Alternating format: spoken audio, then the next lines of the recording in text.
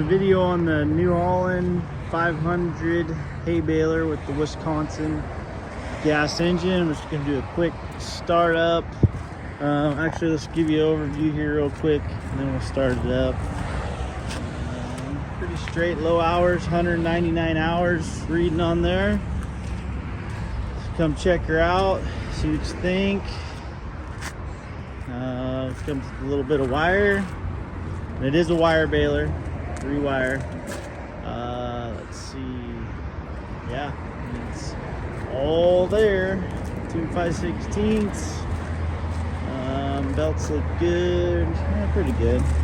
Yeah, they engage. Everything engages, does its thing. Only thing is the throttle is a little sticky, but that's about the only thing I found. But just lube it up. So it's been maybe sitting for a minute. So here we go.